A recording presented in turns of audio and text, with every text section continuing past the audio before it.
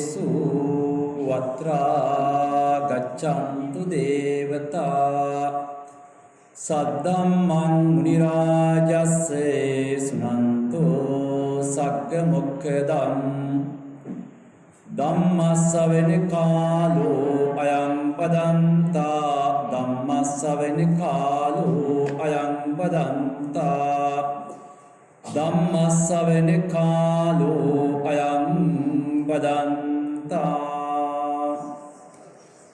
නමෝ තස්ස භගවතෝ අරහතෝ සම්මා සම්බුද්දස්සේ මාසේ කුසග්ගේන බාලෝ උඤ්ජේත භෝජනං නසෝ සංකත ධම්මානං කලං ආග්ගති සෝලසින්ති.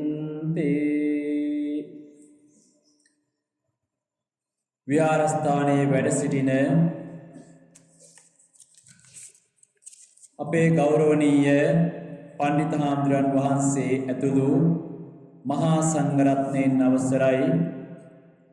වාසනාවන්තේ පින්වතුනි, වෙසක් පොහොය නිමිති කරගෙන සිදු කරනු ලබන ධර්මදේශනා මාලාවෙහි අද දවසේ සිදු කරන්නේ 5 වෙනි ධර්මදේශනාව කියලා අපිට අහන්නට ලැබුණා. ලෝතර බුදුරජාණන් වහන්සේගේ තෙමමුල සිහි කිරීම වස් සූදානම් කරන ලද අතිශය වැදගත් පින්කමක් තමයි ධර්ම දේශනාව කියලා කියන්නේ. මේ විහාරස්ථානයේ විහාරාධිපතිව වැඩ සිටින රාජගිරිය ජනාධිපති විද්‍යාලයේ ආචාර්ය ශාස්ත්‍රපති පණ්ඩිත අපේ හිතවත් හොරපාවිට චන්ද්‍රරතන දුහාමුදුරුවෝ අපේ දායක පින්වතුන් සමග ඒකරාශී වෙලා මේ සිදු කරන්නේ ධර්ම දානමය පින්කමක්. සබ්බ දානං ධම්ම දානං ජිනාති. ධර්මයේ සඳහන් වෙන්නේ, බණ පොතේ සඳහන් වෙන්නේ ඒ ආකාරයෙන්. සියලු දානයන් අතර උසස්ම වටිනාම දානය තමයි ධර්ම දානය කියලා කියන්නේ. මොකද කෙනෙකුගේ නුවණ ප්‍රඥාව වර්ධනය වෙන්නේ, බුද්ධිය විකසිත වෙන්නේ ධර්මයත් එක්ක. ධර්මයෙන් හීන වෙන පුද්ගලයා ගත කරන ජීවිතයත්, ධර්මයෙන් පෝෂණය වුණු පුද්ගලයා ගත කරන ජීවිතයත් කියන්නේ දෙකක්. ඒක අපිට සමාජයේදී අඩු වැඩි වශයෙන් දකින්න ලැබෙනවා මිනිස්සුන්ගේ ක්‍රියාකාරකම් එක්ක.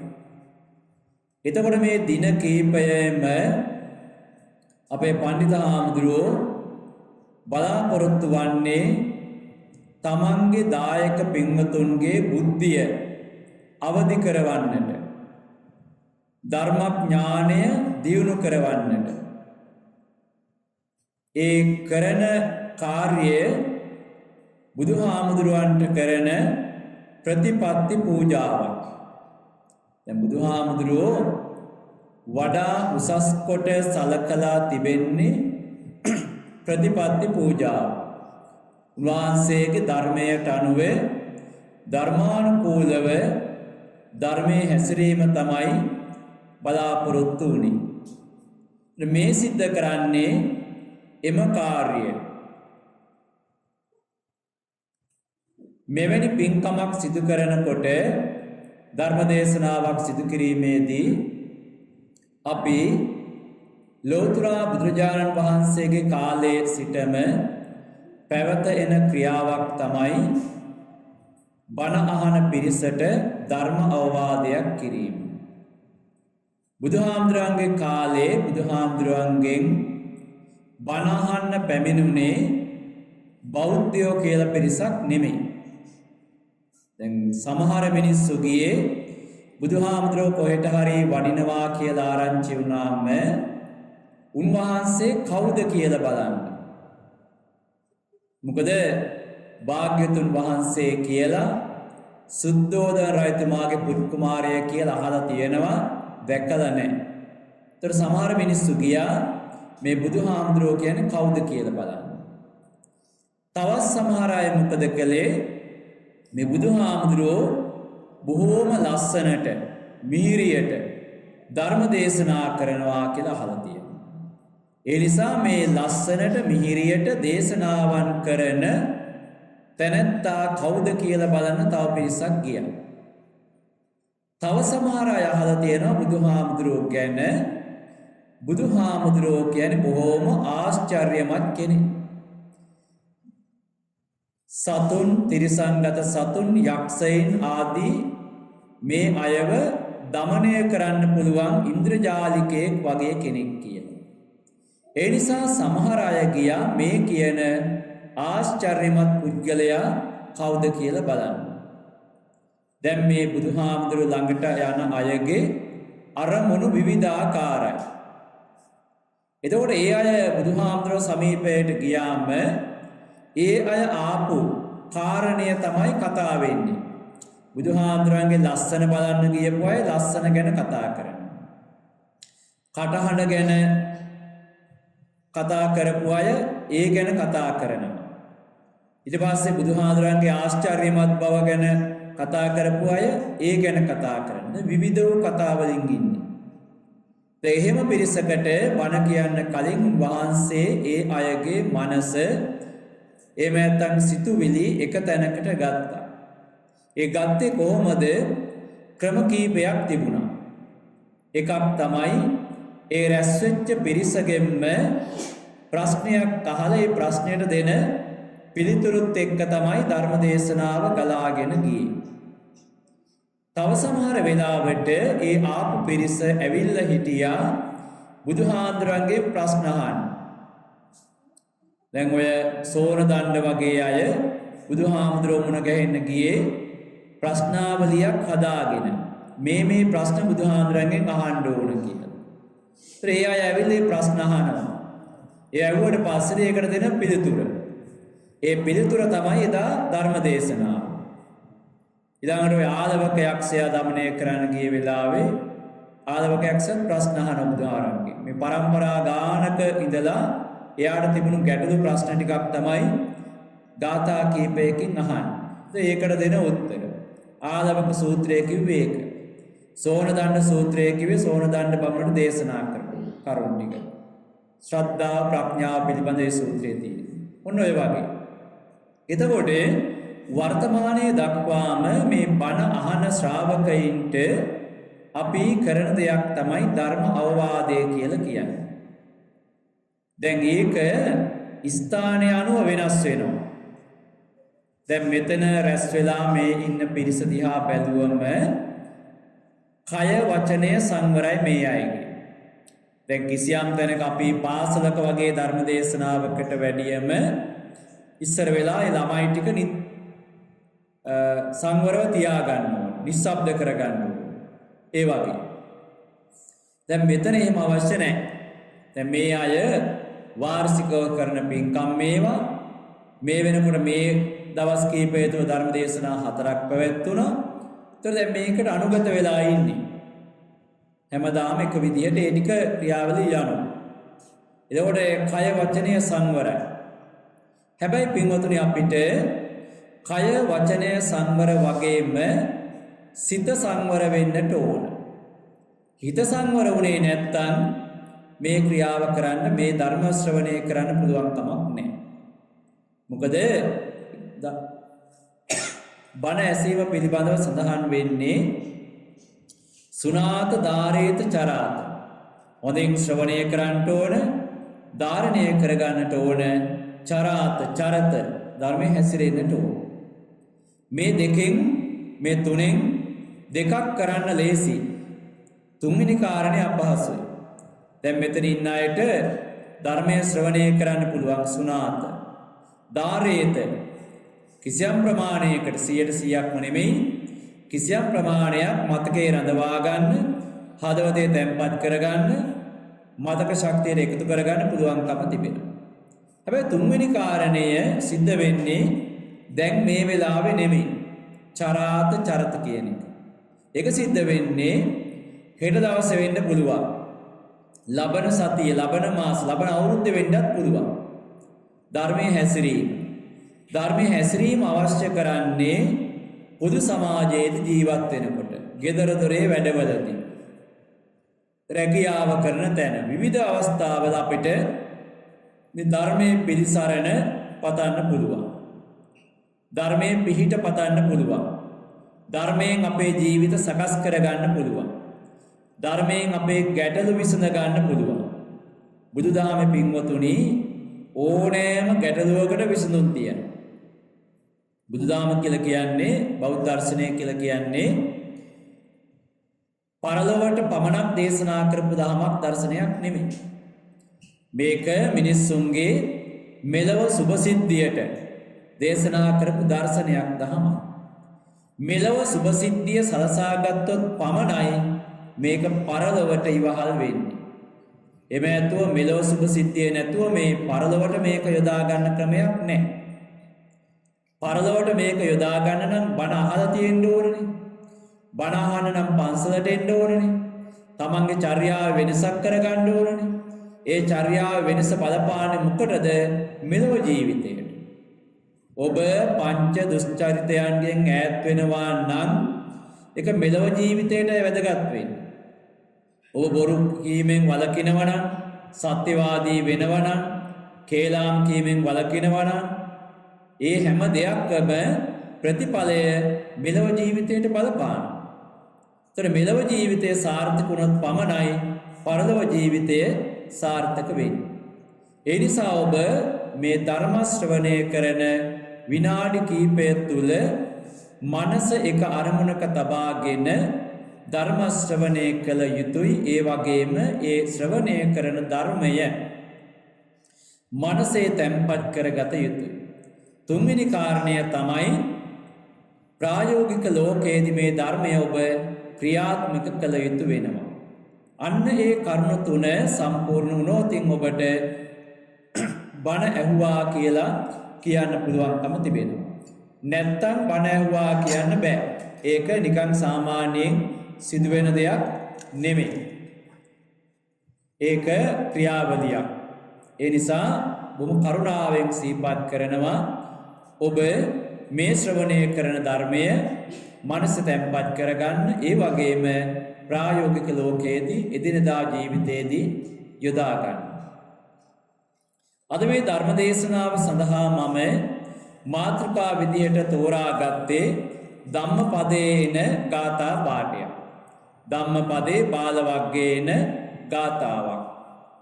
මේ ගාථාව බුදුහාමුදුරුවෝ දේශනා කරන්නට යෙදුනේ ජම්බුක මහරහතන් වහන්සේ මුල් කරගෙන.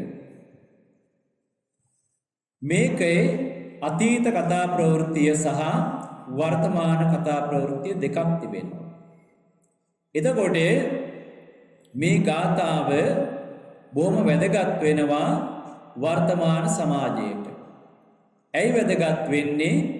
මේ ගාථාවෙන් අවධාරණය කරන්නේ සාකච්ඡා කරන්නේ කර්ම විපාක පිළිබඳව.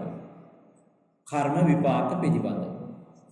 දැන් මිනිස්සු කර්මය කියලා ගත්තම මේ හැම දෙයකම කර්මය කියලා කියනවා. දැන් අපි කියමු මොනවා හරි දෙයක් Tamanට වැරදුනාම අයියෝ ඒක මගේ කර්මය කියලා කියනවා. මිනිස්සුන්ට විපතක් වුණාම ඒකත් කර්මය කියලා කියනවා. ලෙඩක් දුකක් හැදලා එක්තැන් වුණාම ඒකත් කර්මය කියලා කියනවා. ඔය විවිධාකාරයෙන් කර්මය කියන එක මිනිස්සු ඒ වචනේ භාවිතා කරනවා. හැබැයි නිවැරදිවම කර්මය කියලා කියන්නේ මොකක්ද කියලා බුදුහාමුදුරු දේශනා කළා.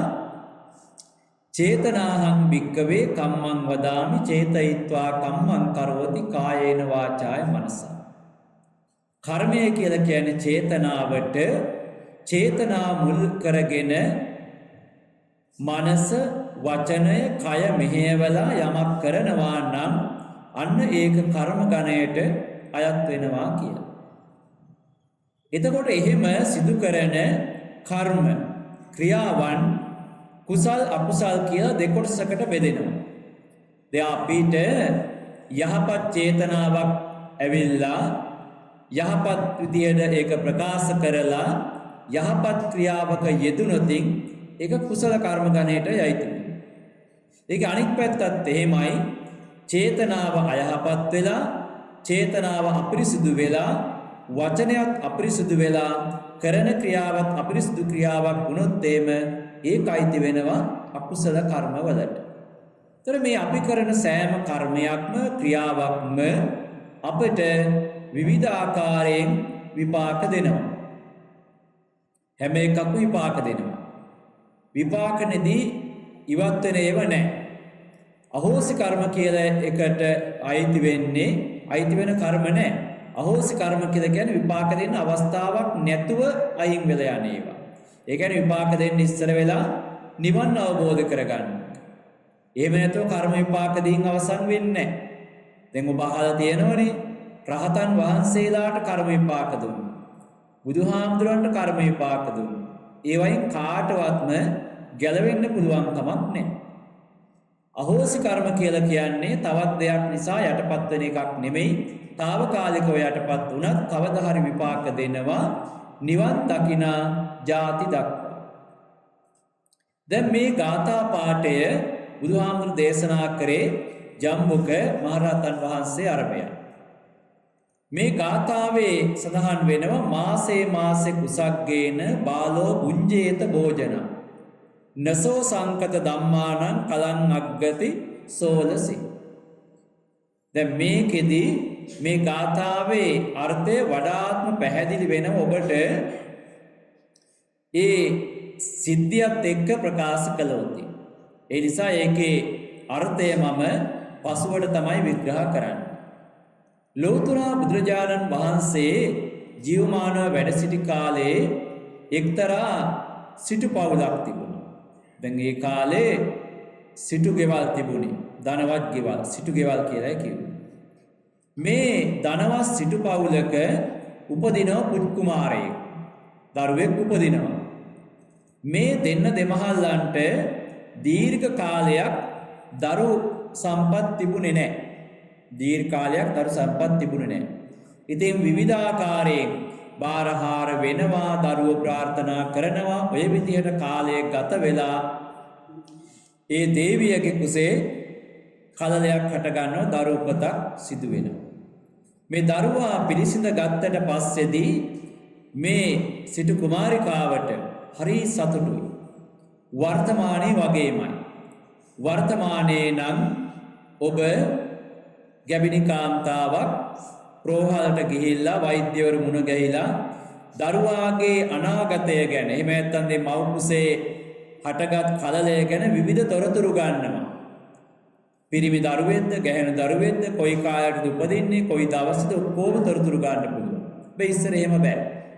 ඒ නිසා මේ ගැබිනි අම්මා මොකද කළේ?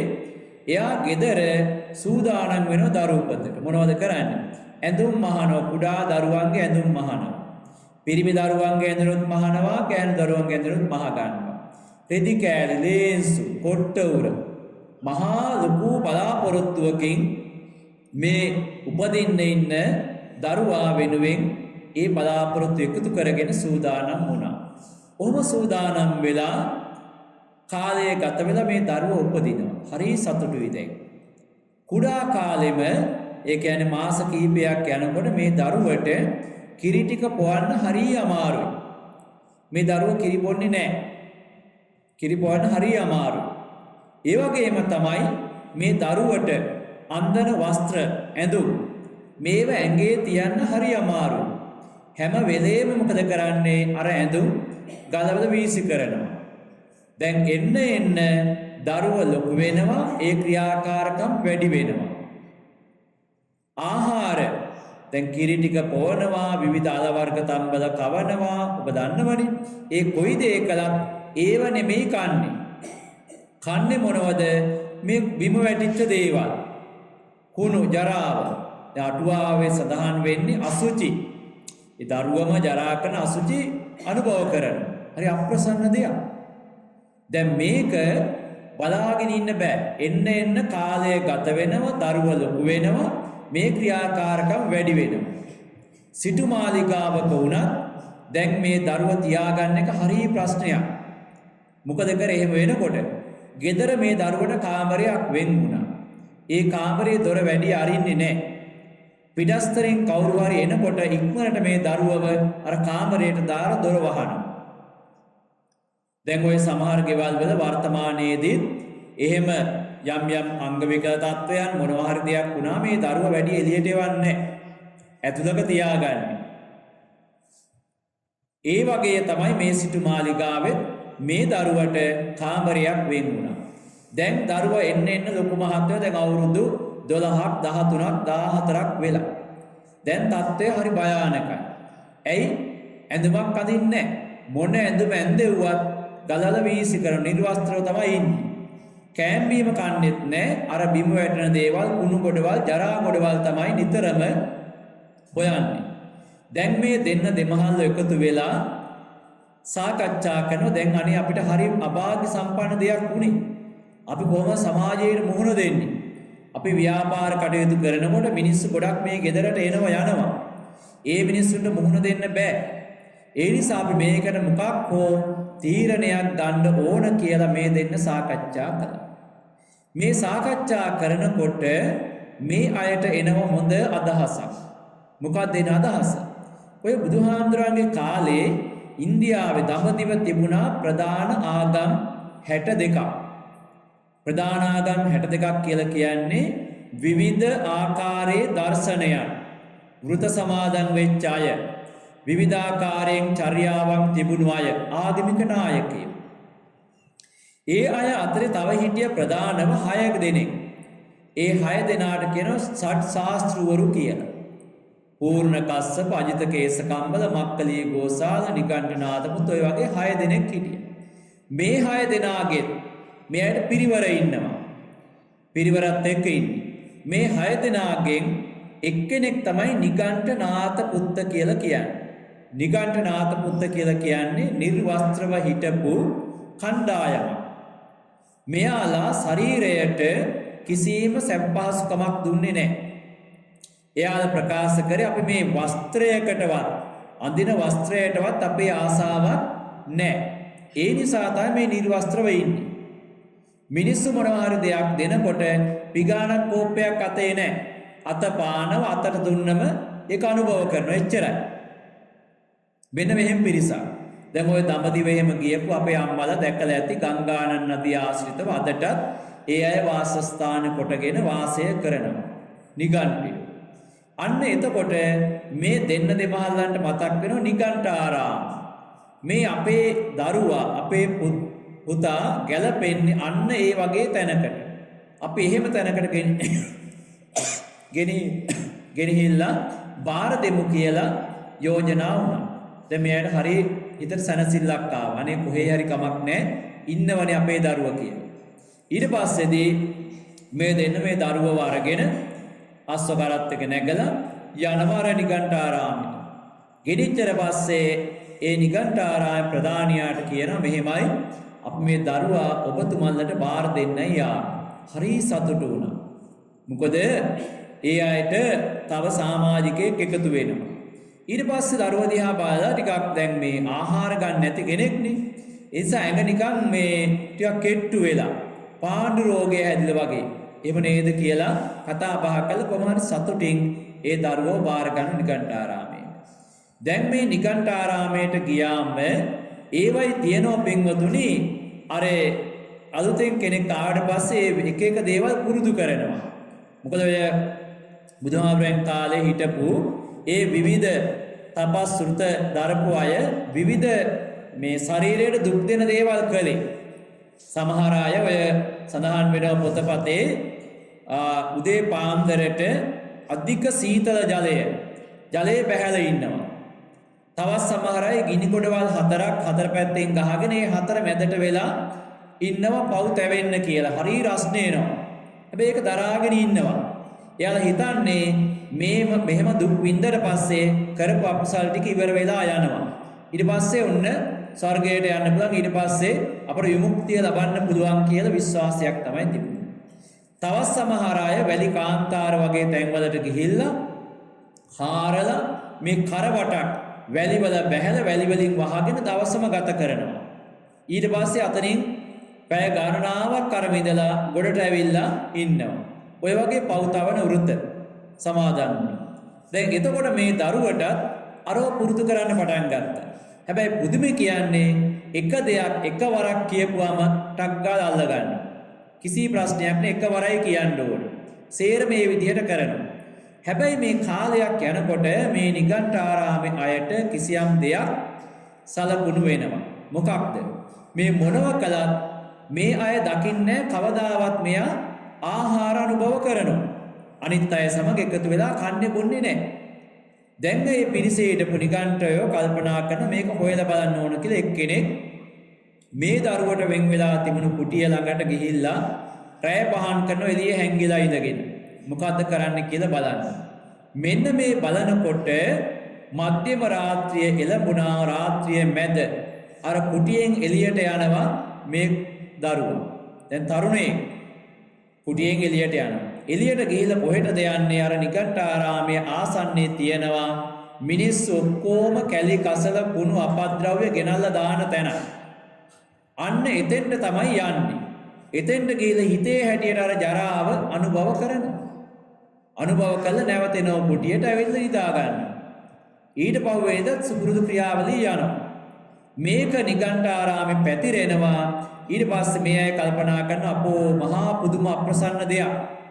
දැන් මේක මිනිස්සු දැනගත්තොත් එහෙම අපිත් වසලහමාරයි. එහෙම කියලා මොකද කරන්නේ? ගහලා එළවනවා නිගණ්ඨාරාමේ. දැන් දරුවෙක් නෙමෙයි ළමයෙක් නෙමෙයි දැන් තරුණයෙක්. එනිසා යා කල්පනා කරනවා දැන් මට වාසය කරන්න විදිහක් නැහැ. ඒ නිසා මට හුදකලාව තනියම තමයි වාසය කරන්න වෙන්නේ.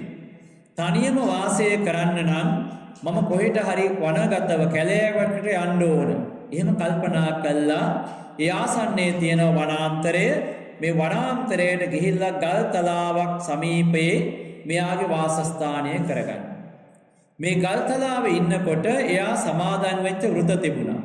මෙයා ඉන්නේ තනි කකුලෙන්. තනි කකුලෙන් ඉන්නේ. මේ මිනිස්සු අකුසල් ගෙවන හැටි. එක කකුලකින් ඉන්නවා ඒ කකුල රිදෙනකොට කකුල මාරු කරනවා අනෙක් කකුල උස්ස ගන්නවා. දැන් මෙහෙම මේ විදිහට ඉන්නකොට මේ වනාන්තරයේ මිනිස්සු යනවා විවිධ දේවල් වලට. දඩේ මේ යනවා, දර කඩන්න යනවා, බෙහෙත් ඖෂධ හොයන්න යනවා. මේ යන මිනිස්සු දැක්කා මෙන්න මේ අමුතු විදිහට ඉන්න තාපසය ගැන. අමුතු විදිහ කෙනෙක්. මිනිස්සු ගිහින් බලාගෙන ඉන්නවා තනි කකුලෙන් ඉන්නේ. ඇඟේ වස්ත්‍රයක් නැහැ. කොණ්ඩේ රැවුල් වැවිලා. සමහර වෙලාවට දිගට වැවුනම එයාම මොකද කරන්නේ? තල් ඇට දෙකක්. ඔය තල් ගස් වල තල් ඇට තියෙන එක ගල් කැට දෙකක් අරගෙන තමයි කෙස් ගස් ටික ඇදලා දාන්නේ.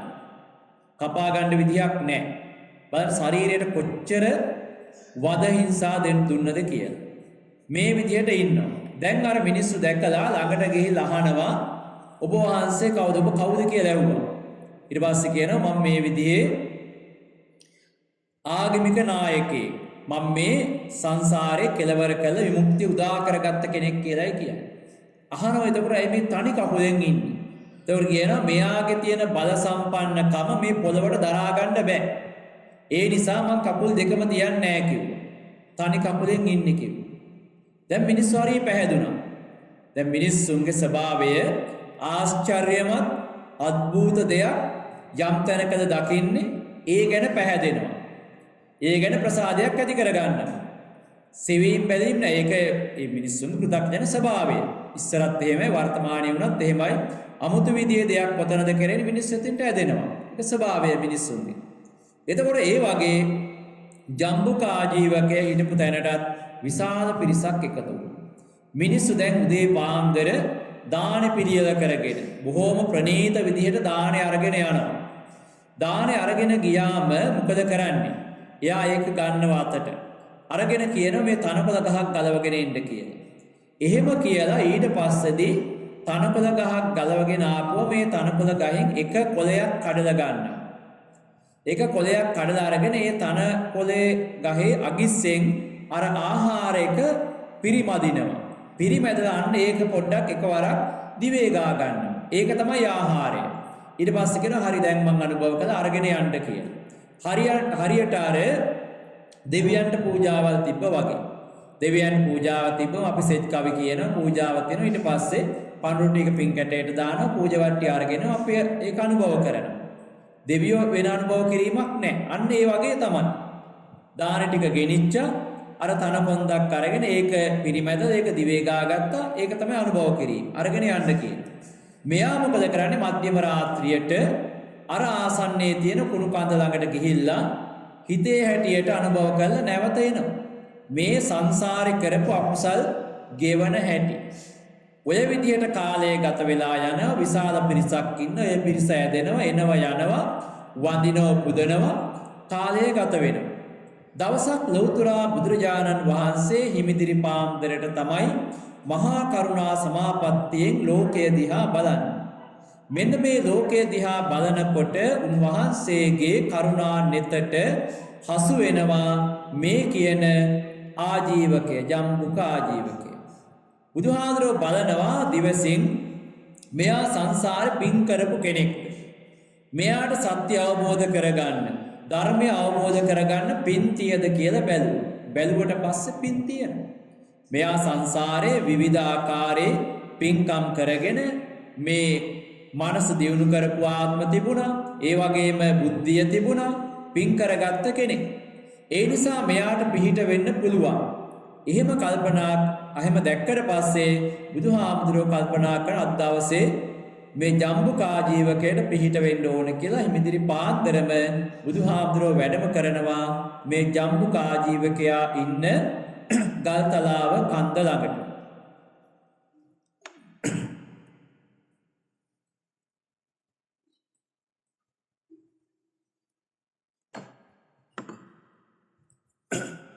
එතෙන්ට වැඩම කරලා බුදුහාමුදුරුවෝ අහනවා ජම්බුකාජීවකයෙක්ගෙන් මට මේ ස්ථානයේ ටිකක් ඉන්න පුළුවන්ද විවේක ගන්න පුළුවන්ද කියලා ඇහුවා. එහෙම ඇහුවට පස්සේදී ජම්බුකාජීවකයා කැමති වුණේ නැහැ. ඇයි? දැන් බුදුහාමුදුරුවෝ මෙතන නතර වුණොත් එහෙම තමන්ගේ ක්‍රියාවලිය එකක්වත් කරන්න බෑ. මිනිස්සු ඇවිල්ලා වඳින පුදනකොට බුදුහාමුදුරුවෝ දකින්න. ඊට පස්සේ බුදුහාමුදුරුවන්ගේ පැත්තට මිනිස්සු ටික යනවා. ඒ විතරක් නෙමෙයි ලොකුම දේ තමයි තමන්ට ආහාර ටික හොයාගන්න බැරි වෙනවා. අර තමන්ගේ සුපුරුදු ක්‍රියාවලිය දෙන්න බෑ. ඒ නිසා කියන අපෝ මෙතන ඒ වාසය කරන්න නවාතැන් ගන්න දෙන්න බෑ කිව්වා. ඕනම නම් අර පල්ලෙහා ඉන්න පුළුවන් කියලා කිව්ව ගල්තලාවේ පහළ. ඊට පස්සේදී මොකද කරන්නේ? භාග්‍යතුන් වහන්සේ හොඳයි කමක් නැහැ කියලා ඒ ආසන්නයේ තියෙන ගහක් ළඟ බුදුහාමුදුරුවෝ වැඩ සිටිනවා. වැඩ වාසය කරනවා. එතකොට ඔන්න සුපුරුදු පරිදි අර මිනිස්සු දානමාන අරගෙන එනවා. දානමාන අරගෙන එනකොට මිනිස්සු දකිනවා බුදුහාමුදුරුවෝත් අර ඈත ටිකක් එහේ බුදුහාමුදුරුවෝත් වැඩ ඉන්නවා. මෙන්න එහෙනම් දැන් බුදුහාමුදුරුවෝ ජම්බුකාජීවකයේ අනුගාමිකයෙක් වෙලා දැන් මිනිසුන්ට තව ප්‍රසාදය ඇති උනේ. තමන් ගරු කරන තමන්ගේ ආගමික නායකයා ළඟට මේ රටේ ඉන්න දැන් මිනිස්සු එහෙමනේ දන්නේ බුදුහාමුදුරුවෝ භාග්‍යතුන් වහන්සේත් ඇවිල්ලා ගෝලයක් වෙලා. ඒ කියන්නේ දැන් අපේ උත්තමයා තව කුඩා ලොකු කෙනෙක් කියලා යාට හැඟීමක් ආවා. එහෙම හැඟීමක් ඇවිල්ලා ඊට පස්සේ දානි පූජා කරන්න ගියාට පස්සේ සුපුරුදු විදිහට ඒ ක්‍රියාවලිය සිද්ධ වුණා. ඊට පස්සේදී බුදුහාමුදුරුවෝ මේ ඔක්කොම බලාගෙන ඉන්නවා. ඊළඟට මිනිස්සු දාන දීලා අර විදිහට ගියාට පස්සේ ඔන්න හවස් කාලය ආවා රාත්‍රිය උදා වුණා. දැන් ජම්බුකාජීවකයා කල්පනා කරනවා මට මේ මොනවා හරි දෙයක් හොයාගන්න කන්න ටිකක් ගන්න යන්න විදියක් නැහැ. බුදුහාමුදුරුවෝ වැඩ ඉන්නවා. මධ්‍යම රාත්‍රියේ වෙනකොට බුදුහාමුදුරුවෝ කොතන හිටියත් බුදුහාරට උපස්ථාන කරන්න එනවා කවුද? සතරවරන් දෙවිවරු. සතරවරන් දෙවිවරු එනවා. ඇවිල්ලා බුදුහාරට බුද්ධෝපස්ථාන කරලා යනවා. ඒ විතරක් නෙවෙයි සක්‍ර දේවේන්ද්‍රයා එනවා බුදුහාමුදුරුවෝ මුණ ගැහෙන්න. එතකොට මේ ජම්බුකාජීවකේ දකින්න අනේ මේ විශාල ආලෝක විහිදුවාගෙන එන දෙවියෝ මේ බුදුහාමුදුරුව බලන්න. දැන් දැනගෙන හිටියේ නෑ ජම්බුකාජීවකේ මේ බුදුහාමුදුරුව කියලා. දැන් මේ ආශ්චර්යමත් කෙනෙක් කියලා ඔන්න අවබෝධ වෙලා දැන් කල්පනා කරන මට ආහාර ගන්න යන්නත් බැරි වුණා. මේ වගේ දේවල් සිදු වෙනවා. ඊට පස්සේ ගියා කෝකටත් කියලා බුදුහාමුදුරුව ළඟට. ගිහිල්ලා ගියාට පස්සේ බුදුහාමුදුරුව අහනවා ජම්බුක මම දන්න ඔබ හිතන දේ. ඔබ හිතන දේ මම දන්නවා. ඔබ කල්පනා කරනවා දැන් මම කවුද කියලා කල්පනා කරනවා. ඒ විතරක් නෙමෙයි ඔබ කල්පනා කරන ඔබට ආහාර ටිකක් ගන්න යන්න විදිහක් නැහැ. මම දන්නවා කිව්ව ඔබ කරන්න යන දේ මොකක්ද කියලා. දැන් ජම්බුකාජීවකට හරි ලැජ්ජාවක් ඇති වුණා. වැද වැටුණ බුදුහාමුදුරු ළඟ භාග්‍යවතුන් වහන්සේ කියලා වැද වැටුණා. වැද වැටුණ පස්සේදී බුදුහාමුදුරුවෝ අහනවා ජම්බුකාජීවකෙන් ඔබ මේ මොකක්ද කරන දේ? ඔබ විශාල පිරිසක් රවට්ටගෙන ඉන්නේ. මිනිස්සු ගොඩාක් මේ රවට්ටගෙන ඉන්නේ. ඒ විතරක් නෙමෙයි ඔබ කවදාවත් කටට රහට ආහාරයක් අනුභව කළා නැහැ. මිනිස්සු කොච්චර දාන මාන ගෙනත් දුන්නත් ඔබ අනුභව කළේ නැහැ. දාන ටික ගත්තේ නැහැ. ඒ නොගන්න හේතුව තමයි ඔබ සසර මහා අකුසලයක් කරගෙන තියෙනවා කියලා. ඊට පස්සේ ජම්බුකාජීවකයා බොහොම පැහැදුන බුදුහාමුදුරුවෝ ගැන පිළිබඳව. පැහැදිලා බුදුහාමුදුරන්ට වැඳ නමස්කාර කළා. ඉල්ලා සිටියා මාව ශ්‍රාවකයෙක් කරගන්න මට ධර්මයේ දේශනා කරන්න කියලා. අන්න ඒ වෙලාවේ තමයි බුදුහාමුදුරුවෝ ජම්බුකාජීවකයට හේතුඵල ධර්ම චතුරාර්ය සත්‍ය දේශනාව සිද්ධ කරනවා. චතුරාර්ය සත්‍ය දේශනාව අවසානයේ ජම්බුකාජීවකයා රහත් භාවයට පත් වෙනවා. දැන් බුදුහාමුදුරුවෝ විනාඩි කිහිපයක් තුල මේ අවුරුදු 55ක් දුක් විඳපු කෙනෙක්. අවුරුදු 55ක් ආහාර ගත්තේ නැහැ. කැලි කසල අපද්‍රව්‍ය ජරාව තමයි අනුභව කළේ. අවුරුදු 55ක් ශරීරයට දුක් දුන්නා. තනි කකුලෙන් හිටියා. පව් තවන්න කියලා. විවිධ වෘත්ති සමාදන් වුණා. මේ කරපු දේවල් සියල්ලක්ම නතර වෙලා විනාඩි කිහිපයක් තුල බුදුහාමුදුරෝ දේශනා කරපු ධර්මය ශ්‍රවණය කරලා අවබෝධ කරගෙන චතුරාර්ය සත්‍ය අවබෝධ කරගෙන රහත් භාවයට පැමිණුණා. සසර පින් කරපු අයට තප්පර කීපයක් ඇති බුදුහාමුදුරන්ගෙන් බණ අහලා සත්‍ය අවබෝධ කරගන්න. දැන් එහෙම චරිත අපේ රාශියක් හමු වෙනවා. බාහ්‍ය දාරුචීරිය කියන කෙනා දර කෑලි මේ දර ගස්වල පොතු අරගෙන තමයි ඇඳුමක් හදාගෙන හිටියේ. බුදුහාමුදුරෝ පිණ්ඩපාතේ වඩිනකොට දුවගෙන ඇවිල්ලා වැඳ වැටිලා කියනවා බුදුහාමුදුරේ මට බණ ටුට්ටක් කියන්න කියලා. බණ පොඩ්ඩක් කියන්න කියලා කිව්වා. ආනන්ද හාමුදුරුවෝ එහෙම කියන එපා යන්න මේ බුදුහාමුදුරෝ භාග්‍යවතුන් වහන්සේ පිණ්ඩපාතේ වඩිනවා. එහෙම කිව්වට ඇවිල්ලා අනේ මට බණ පදයක් කියලා යන්න කිව්වා.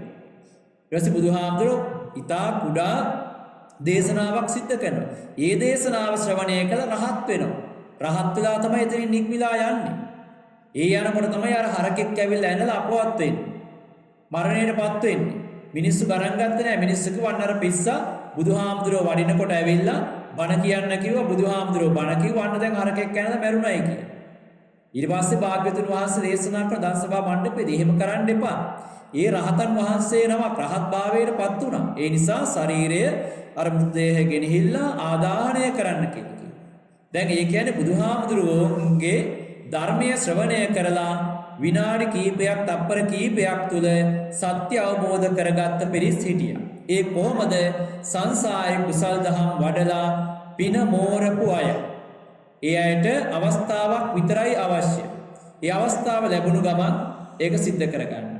දැන් අපි උදාහරණයක් විදිහට ගත්තම සමහර අය ඉන්නවා යම් කිසි දෙයක් කියපු සැනින්ම අවබෝධ කරගන්න අය. දැන් පන්ති කාමරයක් ගත්තම අපි එහෙම දකිනවා. සමහර දෙයක් ළමයෙකුට කිව්වම එක පාරින්ම අවබෝධ කරගන්න. තවත් සමහරකට දෙතුන් පාර කිව්වත් හරියන්නේ නැහැ. සමහර අයට කොච්චර කිව්වත් හරියන්නේ නැහැ. හරිය අමාරුවෙන් තමයි අවබෝධ වෙන්නේ. ඔය ගණන් පාඩම් වලදී එහෙමයි. සමහර ළමයිට එක ගණනක් කියලා දුන්නම ගුරුවරයා හෝ ගුරුතුමිය එක පාරින්ම අවබෝධ කරගන්න එයා ගණන් ටික ඔක්කොම හදනවා. තව සමහර අයට දෙතුන් පාර හතර පහ පාර කොච්චර කිව්වත් අවබෝධ වෙන්නේ අන්න ඒ වගේ තමයි. අර සංසාරේ පින් කරලා පිනින් පොහසත් වෙලා පින මෝරපු අයට ලෞතුරා බුදුන් වහන්සේ කෙනෙක් හමුවට හමු වුණ ගමම්ම සත්‍ය අවබෝධ කරගන්න. එතකොට මේ කියන ජම්බුකා ජීවකයාත් කොච්චර අකුසල් ගෙවමින් ආවත් අර විදියට සත්‍ය අවබෝධ කරගන්න. ඊට පස්සේදී බුදුහාමුදුරුවෝ බලනවා මෙයා සංසාරේ කොහොමද පින් කරලා තියෙන්නේ. මෙයාට ඒහි භික්ෂු ප්‍රවුජ්ජාව පැවිද්ද ලබා දෙන්න පුළුවන්ද කියලා. ලෞතුරා බුදු කෙනෙකුට පමය කළ හැක්කේ. ලෞතුරා බුදුන් වහන්සේ නමක් අර ඉන්න තමන් ඉදිරියේ ඉන්න ගිහි කෙනාට ආමන්ත්‍රණය කරනවා මහණ මෙහි එන්න ශාසන බ්‍රහ්මචර්යාවේ හැසිරෙන්න කියලා. ඒ ප්‍රකාශය කරනවා සමගම හිස රැවුල් බෑවිලා සිවුර පෙරවිලා අර 60 වයස් පිරුණු මහතෙරුන් වහන්සේ නමක් විදිහට බුදුහාමුදුරුවෝ ඉදිරියේ පෙනී සිටිනවා. ඒක ලැබෙන්නේ ඒ පින ලැබෙන්නේ සංසාරේ අටපිරිකර අෂ්ටපරිස්කාර පූජාවන් සිද්ධ කරපු අයට. ඒ නිසානේ මිනිස්සු පන්සලේ මොන පින්කම කරත් අටපිරිකරක් පූජා කරන්න හරි උත්සාහයක් ගන්නවා. සමහර අය රාසියක් පූජා කළා තියෙනවා. ඒ පින්කම් වල ආනිසංසය දැකලා. එතකොට මේ බාහ්‍ය මේ ජම්බුක ආජීවකයත් අර සසර අටපිරිකර අෂ්ටපරිස්කාර පූජාවන් සිද්ධ කරලා තිබුණ නිසා ඒහි භික්ෂු ප්‍රවුජ්ජාව ලබනවා. දැන් බුදුහාමුදුරුවෝ එක්ක ජේතවනාරාමයට ඔන්න වැඩම කරනවා ජම්බුක ආජීවකයා. දැන් මගේ යනකොට මිනිස්සු දකිනවා මේ සිවුරු පෙරවිලා හිස් රැවුල් බෑවිලා සාන්ත ලීලාවෙන් වැඩම කළත් මුහුණ මතකයි මිනිස්සුන්ට. මොකද්ද ජම්බුක ආජීවකගේ මුහුණ. මිනිස්සු අඳුර ගන්නවා. මෙන්න දැන් අපේ මේ ශාස්ත්‍රවරයා බුදුහාමුදුරන්ගේ අනුගාමිකයෙක් වෙලා අන්න ජේතවනාරාමයට යනවා වඩිනවා කියලා. මිනිස්සු පස්සෙන් එනවා. ඇයි එයාට පිරිසක් හිටියනේ. එයාට විශාල පිරිසක් හිටියා අනුගාමිකයෝ. දාන දීපු අය, බලන්න ගියපු අය. මේ ඔක්කොම දැන් වැල නොකෙඩි පිටුපස්සෙන් ගමන් කරනවා. බුදුහාමුදුරෝ දන්සභා මණ්ඩපයට වැඩියා. වැඩම කරලා එතන ඉන්න භික්ෂුන් වහන්සේලාටත් එක්ක ධර්ම දේශනා කරනවා. ධර්ම දේශනා කරද්දී ඔන්න මිනිස්සු අතර දැන් කසුකුසුවක් යනවා. මේ අහවල් තැන අහවල් ගල්තලාවේ හිටපු ආජීවකය නේද?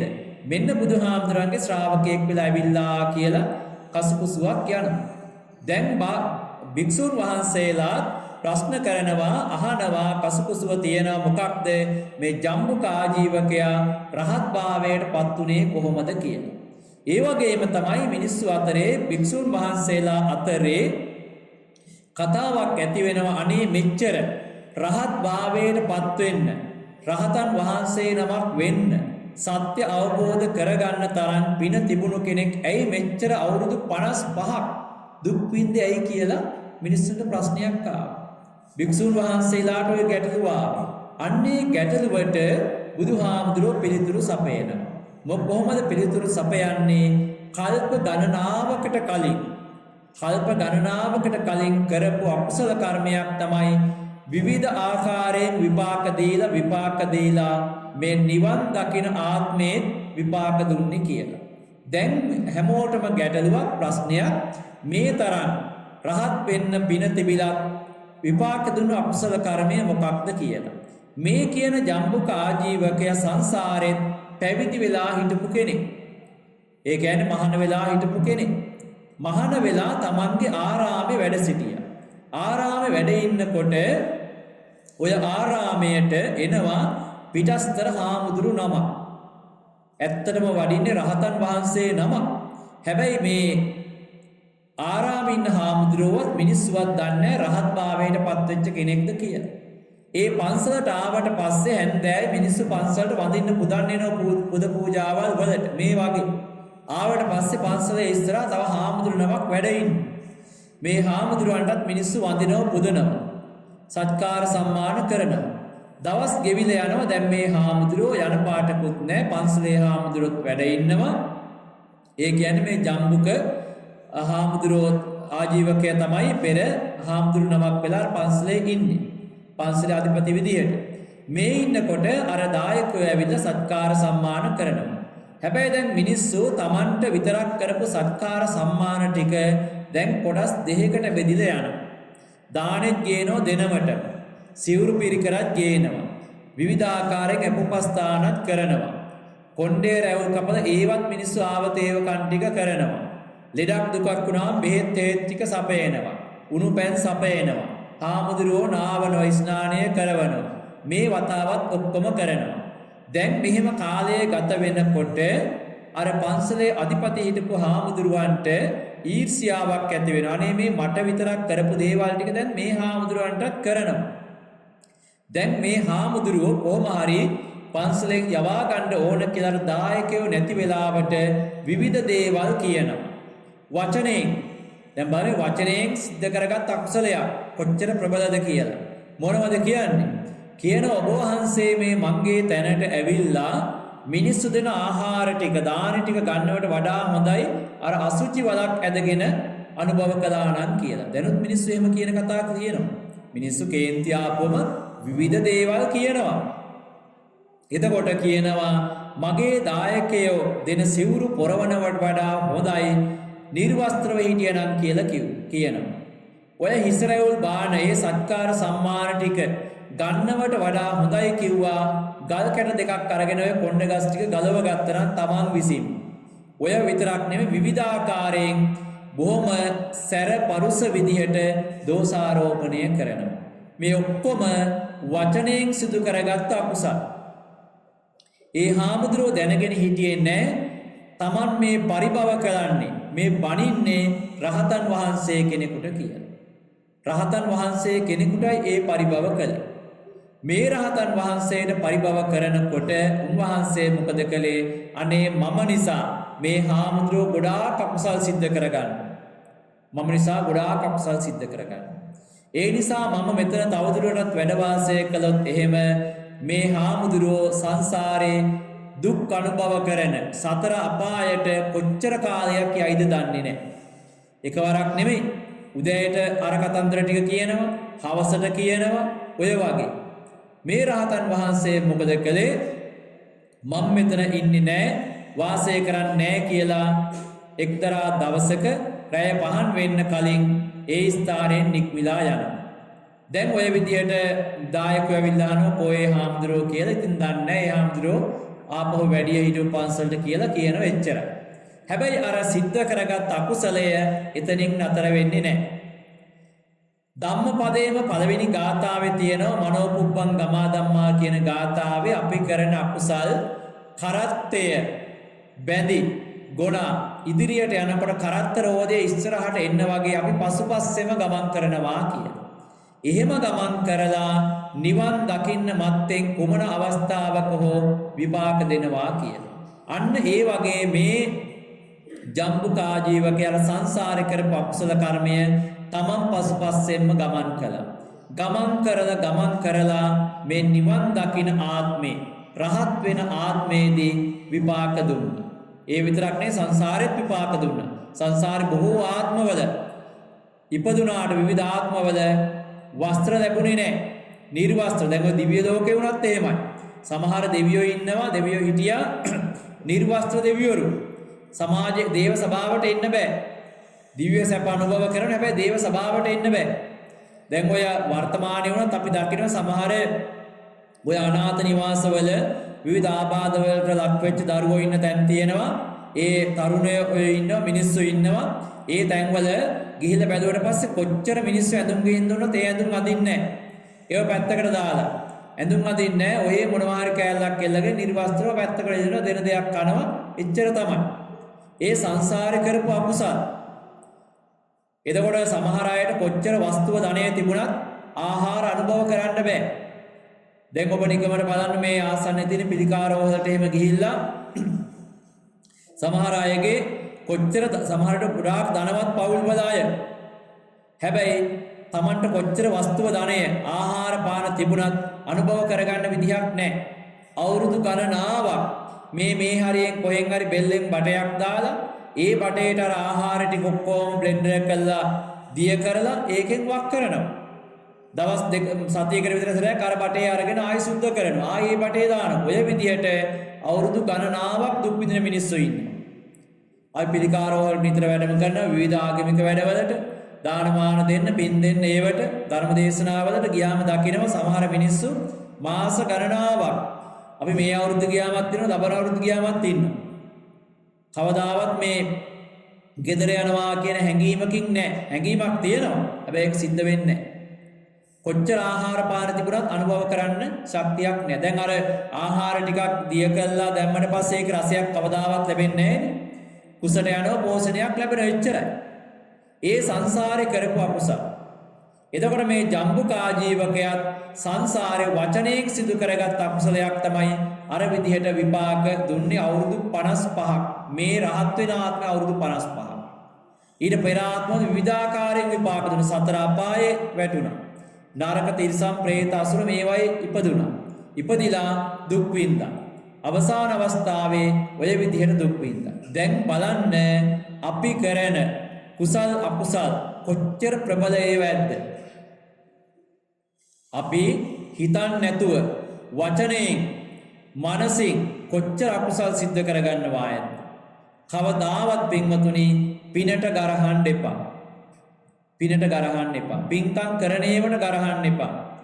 එහෙම මිනිස්සු ගොඩක් වචනයෙන් මේ අකුසල් සිද්ධ කරගන්න අවස්ථාවක් ඒකයි මම සඳහන් කරේ. බුදුහාමුදුරුවන්ට ලොකු පූජාවල් කරනකොට මිනිස්සු ඕට බනිනවා. දොස් කියනවා. මේ තමන් කරපු පූජාවක් නෙමෙයි. අපි දන්නවා ස්වර්ණමාලී සෑරදුන් අභියස මිනිස්සු ලක්ෂ ගණන් වියදම් කළ පින්කම් කරනවා. මල් පූජාවල් කරනවා.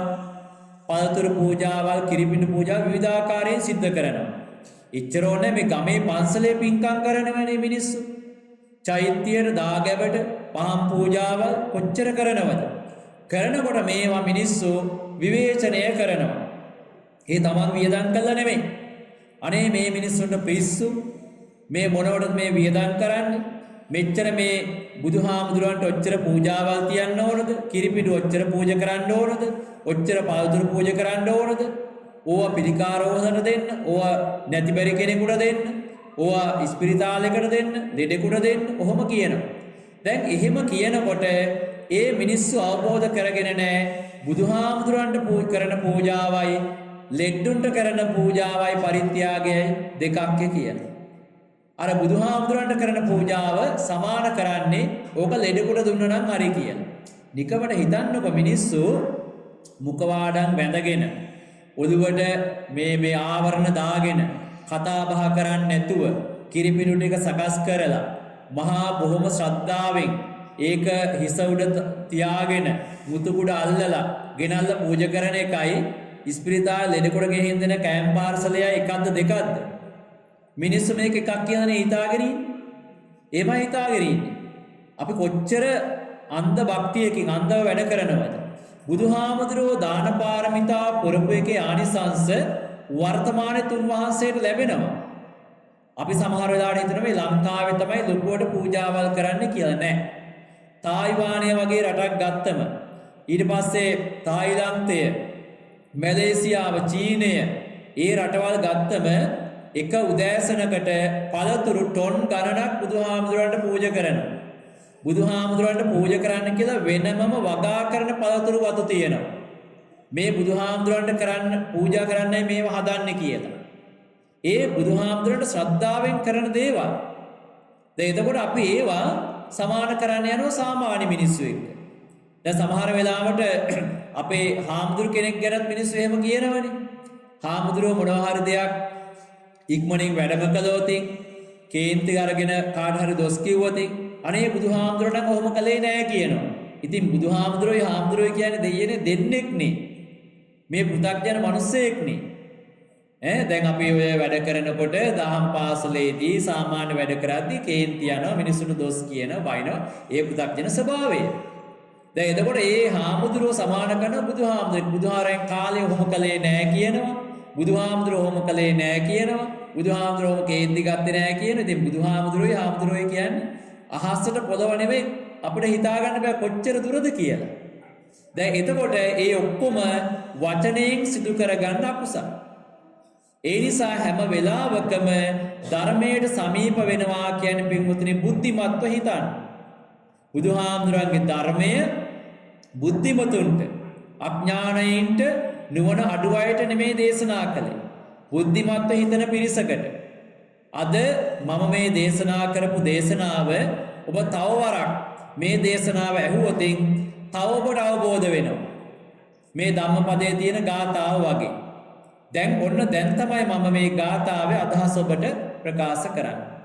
දැන් බුදුහාමුදුරුවෝ මේ ගාථාවෙන් පැහැදිලි කරනවා අර ජම්බුකාජීවකයේ ක්‍රියාවලිය. මාසේ මාසේ කුසග්ගේන බාලෝ බුංජේත භෝජන. බාලෝ කිව්වේ කවුද? බාලයා කියලා කියන්නේ ප්‍රඥාව නුවණ අඩු කෙනා. ප්‍රඥාවෙන් නුවණින් අඩු කෙනා. ගෙදරක නම් බාලයා කියලා කියන්නේ පවුලේ ඉන්න බාලම සමාජිකයා.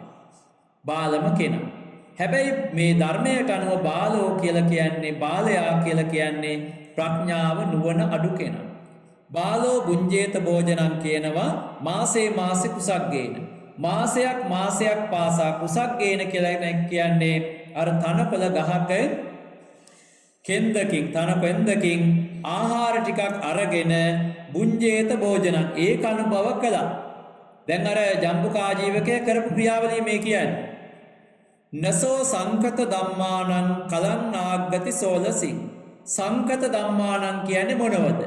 සංකත ධම්ම කියලා කියන්නේ සංස්කාර චතුරාර්ය සත්‍ය. මේ චතුරාර්ය සත්‍ය නොදන්න කෙනා. එහෙම නැත්නම් එයා චතුරාර්ය සත්‍ය අවබෝධ කරගත්තේ නැත්නම් ධර්මයෙන් හීනයි නම් ධර්මය අවබෝධ කරගත්තේ නැත්නම් එයා සමීප වෙන්නේ නැහැලු කලං ආග්ගති සෝලසි. මේ චන්ද්‍රයාගේ සොළොස් කලාවෙන් එක් කලාවකටවත් සමීප වෙන්න බෑ කියලා කියන්නේ. ඒ කියන්නේ ඊටා කුඩා සල්පයක්වත් ධර්මයට එයාට සමීප වෙන්න බෑ කියලා කියන්නේ. චන්ද්‍රයාගේ සොළොස් කලාව කියන්නේ මොකක්ද? සොළොස් කියන්නේ 16. මේ චන්ද්‍රයා ගත්තම පූර්ණ චන්ද්‍රයා අඩ සඳ ඔය විදිහට කොටස් වලට බෙදෙනවා. මේ කොටස් වලට බෙදුනට පස්සේ 16 කොටසකට බෙදලා ඒ එකකට තරම්වත් සමීප වෙන්න බෑ කියලායි කියන්නේ. ඒ කියන්නේ මේ 16කට බෙදුවම චන්ද්‍රයා ඊටාම කුඩා.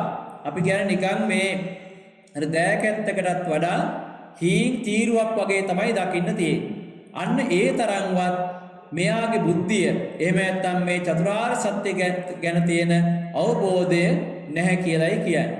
එතකොට මේ ජම්බුකාජීවකයට බුදුහාඳුරෝ දේශනා කළේ චතුරාර්ය සත්‍ය හේතුඵල ධම්ම පිළිබඳව. එය හැබැයි අවබෝධ කරගත්තා. හැබැයි එයා අවුරුදු 55ක් පමණ අර විදිය ක්‍රියාවලියක් කළා. ඒකෙන් එයා පොඩ්ඩක්වත් ධර්මයට සමීපුනේ නැහැ. ඒකෙන් එයාට ලැබුණු දෙයක්වත් නැහැ. දැන් මේකිනුත් අපිට ලොකු පාඩමක් කියනවා.